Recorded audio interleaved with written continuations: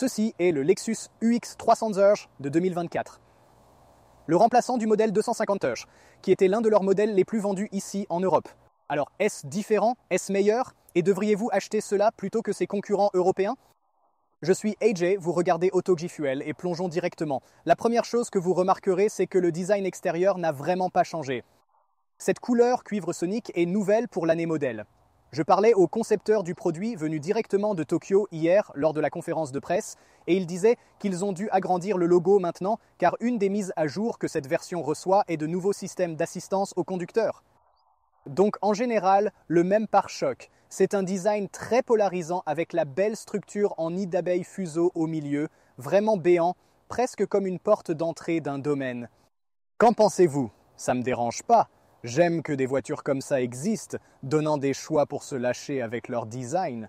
Vous avez la signature Lexus. Cela ressemble presque à un L ici, semblable au logo. Et ensuite, les phares à LED. Vous avez différentes versions. Nous testons ici aujourd'hui un modèle beaucoup plus de base et nous parlerons davantage des versions plus tard. Tant de coupes et de plis. Cela est vraiment très anime, très ninja, très samouraï. Même la forme des passages de roues est tellement originale. Ces roues de seuil de 18 pouces remplissent assez bien les passages de roues. Comme la taille des roues est un peu petite, mais en vrai, croyez-moi, ça a l'air assez proportionné. J'aime vraiment les rétroviseurs Lexus. Très élégants, et maintenant, ils ont aussi changé les couleurs pour être juste brillantes mat. Oui, un design noir brillant. Plus loin, vous avez une ligne de toit marquée, une ligne de ceinture ascendante, plus de plis ici et dans ce type d'éclairage. Vous voyez vraiment ce jeu de lumière ici et d'ombre ici, ça le rend vraiment très tranchant. Des couleurs de toit en contraste selon l'option choisie, celle-ci étant le design F-Sport, donc vous obtenez cette couleur contrastée. Oh, si vous n'aimez pas cette couleur cuivre sonique, voici un exemple du bleu plus classique et du noir. Le crossover urbain, le UX, mesure 4,5 mètres ou environ 177 pouces de long. Nous examinerons comment cela se traduit en aménagement intérieur une fois dedans. Mais c'est une de mes parties préférées de la voiture. J'adore l'aileron tridimensionnel pour les feux arrière. Bien sûr, ça n'a pas changé, mais tu sais, par une journée ensoleillée comme celle-ci, quand je profite de la nature, je peux poser mon eau ou mon café juste ici. Ils ont pensé à tout, n'est-ce pas? Le nouveau badge 300H, et si on regarde le pare-choc, très soigné, simple. Alors, pouce levé pour ça. On a vu que peu a changé à l'extérieur, mais c'est en regardant sous le capot que le plaisir commence. L'unique avantage du Lexus UX face à, disons, le BMW X1, le GLA ou même le Volvo XC30, c'est qu'il est un hybride à recharge automatique, alors que les autres proposent des versions hybrides rechargeables. Non, vous n'avez toujours pas droit à un hybride rechargeable ici, mais ceci est la 5e génération d'hybride puissant de Lexus, ce qui signifie que la batterie est désormais une batterie lithium-ion et non pas nickel-métal-hydrure. C'est toujours assez petit, environ 1 kWh, mais la puissance totale combinée de ce système a augmenté d'environ 15 chevaux pour atteindre 199 chevaux, ce qui signifie une accélération plus rapide, mais aussi une meilleure efficacité. Vous avez ceci avec une traction avant et la ECVT, mais vous avez aussi le E4, ce qu'ils appellent la version à traction intégrale, et comme vous pouvez l'imaginer, c'est juste avec un moteur électrique sur l'essieu arrière. Il n'y a pas de transmission de cette version hybride essence vers l'arrière, mais je pense que la version avec traction avant est celle à choisir et nous en parlerons plus une fois sur la route. Jetons un coup d'œil à l'intérieur du coffre, j'ai la règle de vérité AutoGFuel et oh là là, pas un très bon début. Voici ma valise de cabine comme vous pouvez le voir, elle pourrait probablement en contenir juste une autre ici. Donc, pas beaucoup d'espace, une zone de chargement plutôt haute et étroite. En fait, le volume total est seulement d'environ 433 litres. Et puis, il y a cette étagère partielle qui est pour une Lexus. Je pense qu'elle aurait dû être d'une meilleure qualité. Abaisser le plancher pour libérer un peu plus de volume ici. En dessous, il y a des compartiments supplémentaires ainsi que la trousse de secours. En fait, il y a encore des petits compartiments ici aussi si vous voulez garder par exemple votre trousse de premiers soins ou pas grand-chose d'autre. De l'autre côté, il y a un compartiment profond, peut-être pour lunettes de soleil, casquettes ou matériel sportif. Mais pour être tout à fait honnête, pas très large ni long. Allons voir. Cela fait juste environ 73 ou 74 cm. Cela fait environ 72,4 cm, à peu près 73 cm. Et si vous considérez vraiment la hauteur jusqu'à l'étagère arrière, cela fait juste environ 45 cm ou à peu près 46 cm. On ne peut pas stocker beaucoup de choses dans le coffre tel quel. Il faut rabattre les sièges et heureusement, ils se divisent en mode 40-60. Bien que vous n'ayez pas d'interrupteur à l'arrière et avec le sol à un niveau plus élevé, vous obtenez une zone de chargement plate. Voici le porte-clés. Agréable, lourd, on dirait presque un briquet, donc vous pouvez frimer. Oh oui, je conduis une Lexus. La porte a une sensation agréable de lourdeur. En fait, l'une des améliorations pour ce modèle, c'est l'isolation phonique. Un meilleur verre acoustique, et même des détails comme ce joint ici, ils ont beaucoup travaillé pour isoler le bruit de la route et de la pluie de l'habitacle. Ceci est le design F-Sport, donc pas la version F-Sport complète, ce qui signifie que vous obtenez un intérieur très monochrome. Vous avez d'autres choix et personnellement, je choisirais quelque chose avec des couleurs plus claires. Le matériel ici est agréable et doux, mais ceci est un peu plus dur. Pas terrible cependant. Rembourré, matelassé, accoudoir et un peu de rangement. En regardant à l'intérieur, oui, très monochrome encore une fois, mais il y a différentes options. En fait, vous obtenez également un intérieur entièrement sans cuir. Il y a aussi des sièges en tissu et les sièges en cuir animal sont disponibles en option. Est-ce aussi exigu que dans le coffre? Non. En fait, ici à l'avant, ce n'est pas si mal. Entrer à l'intérieur est un peu mieux qu'une berline standard, mais ceci est à nouveau un crossover et même Lexus qualifie cela de berline de luxe. Alors, le volant est un peu traditionnel, un peu démodé, oserais-je dire, mais franchement, le rembourrage est vraiment très agréable. Ça semble beaucoup plus épais sur les photos, mais quand on le tient, ce n'est pas si gros. Cependant, les points de discussion pour l'intérieur sont les nouveaux instruments numériques et le nouveau système d'infodivertissement. J'ai encore plein de choses cool à vous montrer à l'intérieur. Pour commencer, ils ont même ajouté plus d'isolant phonique ici dans le tableau de bord et les matériaux sont également de bonne qualité. Je souhaiterais juste qu'il soit un peu plus clair en couleur. La boîte à gants a aussi une étagère assez cool. Cela a vraiment capté votre attention maintenant. L'interface intègre un système tactile nettement plus moderne. Ceci est l'écran tactile optionnel de 12,3 pouces. Il y a aussi une version de base de 8 pouces. Vous avez un bouton physique pour le volume. La navigation des entrées n'a pas encore toutes les rues à jour. Donc, utilisez Mirroring avec CarPlay ou Android Auto sans fil. Cependant, la navigation n'apparaît pas sur les instruments. Nous en parlerons dans un instant.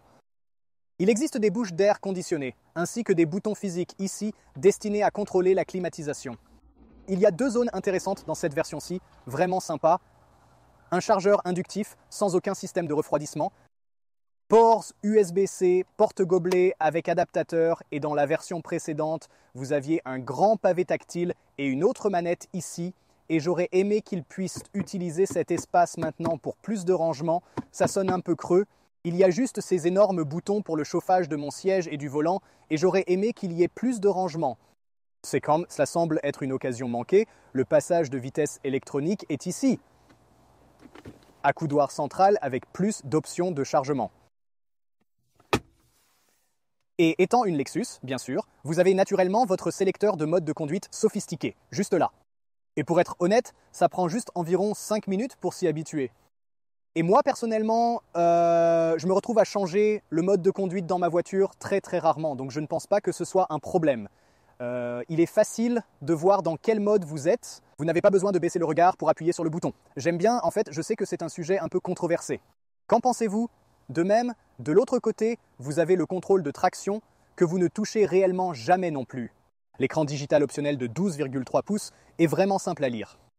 Vous pouvez aussi choisir différentes vues, y compris celle avec la navigation intégrée, n'est-ce pas? Donc vous ne pouvez pas utiliser la navigation Apple CarPlay là-dessus. Bien sûr, il y a des nouvelles avancées pour cette année modèle concernant les systèmes d'assistance au conducteur, incluant un système de surveillance du conducteur qui contient un ensemble de caméras juste ici qui vous observent tout le temps. Comment vous sentez-vous à propos de cela? Bon, voici le moment de vérité. Ce n'est pas une très grande ouverture. La porte ne s'ouvre pas non plus au-delà de cet angle. Ce n'est pas 90 degrés, alors mettre des sièges d'enfants à l'arrière, pas le top. Et l'entrée à l'intérieur, également, n'est pas la meilleure. Et il y a des points isofix pour les deux sièges extérieurs, mais c'est le type de point isofix avec un clapet ouvert, ce qui signifie que vous allez perdre ces capuchons. Donc ça ne semble pas très prometteur pour l'instant. De plus, il n'y a qu'une seule poche au dos du siège ici, ce qui, évidemment pour le côté du conducteur, facilite le fait d'atteindre en se penchant, de mettre la main dedans, mais il n'y en a pas de ce côté non plus. Mais je suis réellement agréablement surpris par l'espace disponible ici. Ce n'est pas génial, mais je pensais que ce serait bien pire. Ce siège est ajusté à ma position de conduite. Et oui, j'ai assez de place pour les genoux. Je peux aussi glisser mes pieds sous les sièges avant. Si je lève la tête, j'ai, vous savez, pas mal d'espace au-dessus de ma tête. Intérieur noir, les fenêtres pas très grandes donnent une impression vraiment étriquée, ça donne vraiment une sensation de claustrophobie. J'ai des bouches de climatisation et des ports de chargement USB ici en bas. Mais comme c'est l'hybride, le bon côté c'est que la batterie est en fait sous la banquette arrière, ce qui signifie qu'il n'y a pas de gros bloc batterie ici et donc le plancher n'est pas surélevé. Le confort des sièges et l'espace ne sont pas si mal, c'est juste que je sens qu'ils auraient pu mieux concevoir certains de ces espaces de rangement. Alors, comment se présente l'expérience de conduite avec le modèle UX ? Commençons désormais par la suspension. Donc, nous nous trouvons sur des routes de campagne ici, juste à proximité de Bordeaux en France, et c'est légèrement ferme, mais l'avantage, c'est que cela reste vraiment stable dans tous les virages. En fait, ils ont également travaillé sur la répartition des freins entre l'avant et l'arrière, mais aussi de côté à côté pour contrer un peu du roulis de caisse. Et quand vous tournez vraiment abruptement et que vous freinez dans le virage, cela aide vraiment à stabiliser la voiture. Et j'ai vu ça fonctionner assez bien dans des conditions de conduite modérées. L'isolation acoustique a également vraiment contribué à peaufiner encore plus l'expérience intérieure de cette automobile. Il pleut maintenant, donc vous pouvez entendre le clapotis des gouttes de pluie, mais cela dit, le bruit de la route, même l'eau qui frappe les passages de roues, ils ont fait attention pour essayer de minimiser le son, et ça aide, c'est sûr.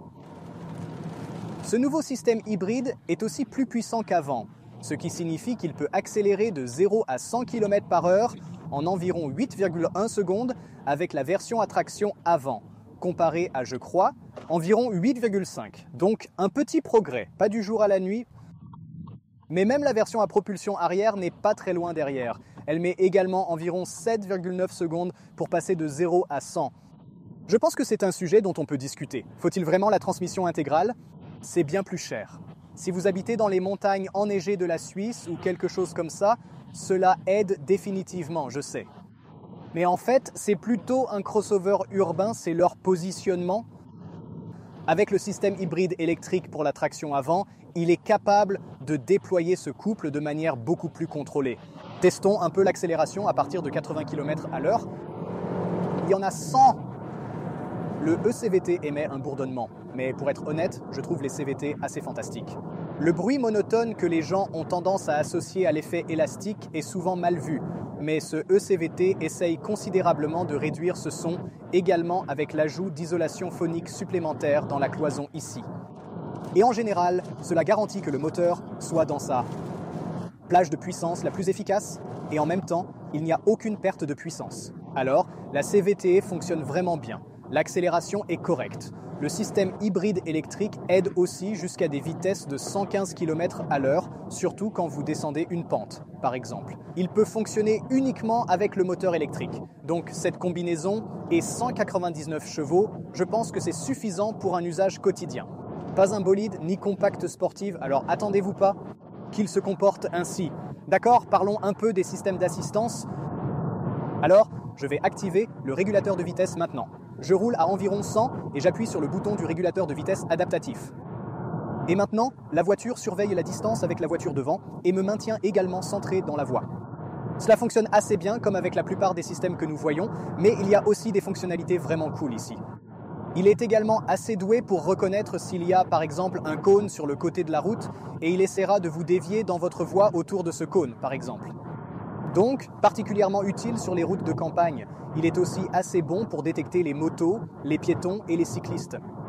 Et des voitures qui débordent sur votre voie. Donc ce n'est pas vraiment un truc tout ou rien. Je surveille ma voie, je ralentis juste ici. Il est un peu plus conscient de son environnement. En fait, même à l'arrière, quand vous ouvrez la porte, elle cherche à voir si du trafic arrive de derrière vous et elle vous donnera un avertissement sonore pour que, lorsque vous ouvrez votre porte, vous ne frappiez pas accidentellement un cycliste ou une autre voiture. Le centrage de voix fonctionne aussi très confidentiellement, bien qu'il nécessite de tenir fermement le volant et de continuer à interagir avec la direction. Ce que je n'aime pas tant, par exemple, c'est le panneau de signalisation adaptant le régulateur de vitesse. Donc maintenant, on est passé de 100 à 90. Le système le reconnaît et il m'alerte sonorement car je vais trop vite. Mais il n'y a pas un seul bouton pour que je change la vitesse. Je dois maintenir et cliquer pour la changer manuellement à la vitesse désirée. Donc j'aurais aimé que ce petit détail soit amélioré. Mais globalement, il y a aussi un système d'alerte conducteur ou de surveillance de la vigilance du conducteur. Donc, si jamais vous vous assoupissez, le système rapidement capte et envoie un signal pour réveiller.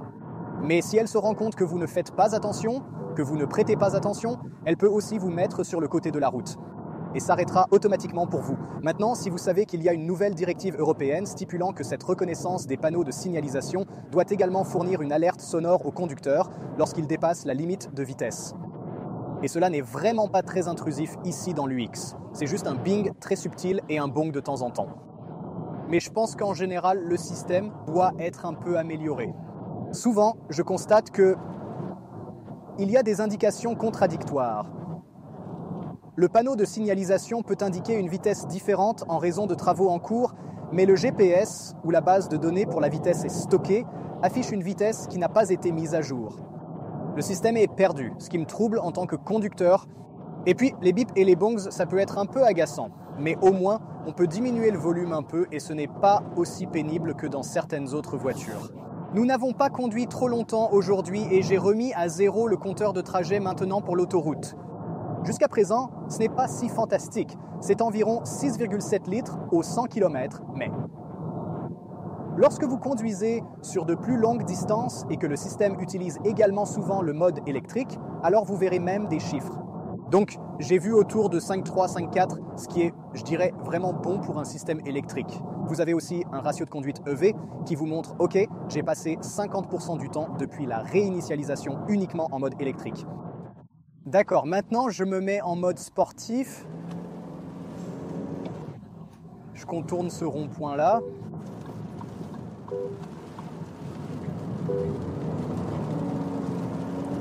Pas mal. En mode sport, on peut clairement entendre un peu plus le moteur et avec une ECVT, on l'entend encore plus fort. Mais une fois, je pense que les CVT sont vraiment un dispositif mécanique ingénieux et en tant qu'ingénieur à l'esprit mécanique, j'apprécie vraiment la livraison de puissance linéaire qu'offre une transmission CVT. Et il n'y a pas d'interruption dans la puissance. Donc, en mode sport, le moteur à combustion interne est clairement mis en évidence, plus prononcé que le moteur électrique, offrant une dynamique différente. Et 199 chevaux, c'est vraiment pas mal. La réaction de l'accélérateur semble également plus vive. En mode éco, c'est beaucoup plus atténué. La direction semble aussi plus lourde. Alors, oui, mais c'est une différence très subtile. Ce n'est pas le jour et la nuit. Le contrôle de carrosserie est vraiment agréable et la voiture s'engage. Bien. C'est vraiment agréable de conduire cette voiture. La direction offre un très bon retour. Ce modèle n'est pas classifié comme une hot hatch. Il privilégie le confort et l'efficacité en milieu urbain plutôt que les performances de haute vitesse. Conduire une voiture de sport est une expérience, elle se manie vraiment mieux que ce à quoi je m'attendais initialement. La consommation reste évidemment un point fort, donc même si vous prenez plaisir à la lancer dans les virages comme ça, vous consommez toujours environ 6 litres au 100 km et même mieux sur les longs trajets. Oui, et une accélération suffisante pour vous maintenir engagé. Ce moteur électrique signifie qu'il y a aussi un couple instantané et tout écart que le moteur a, le moteur électrique comble ses lacunes. Ici, le moteur électrique de l'essieu arrière pour la version à traction intégrale pourrait aider un peu. Mais l'amélioration est très subtile. Donc, je vous recommanderais de les essayer pour voir si vous ressentez réellement une différence notable que vous pensez utiliser au quotidien. Je dirais que probablement pas. Les sièges n'ont pas tant de renforts latéraux, bien sûr, étant donné que c'est l'intérieur entièrement sans cuir. Les sièges sont plutôt bons, mais dans l'ensemble, c'est une voiture assez amusante à conduire si on ne la pousse pas trop. La version de base démarre à environ 44 000 €. Ce modèle F-Sport est à environ 48 000 €. mais la version à traction intégrale atteint les 63 000 €. Devriez-vous vraiment investir autant dans le UX? Voici quelques éléments à prendre en compte. Si vous voulez un hybride sans pouvoir le charger, un rechargeable n'est pas possible, eh bien ce puissant est sûrement parmi les meilleurs à avoir. Il est aussi très intelligent pour ses systèmes d'aide à la conduite, avec une conduite et maniabilité excellente, une très bonne isolation phonique à l'intérieur, mais son plus grand défaut, je pense, est l'espace intérieur. Les sièges arrière et puis le coffre ne sont tout simplement pas à la hauteur de leurs concurrents.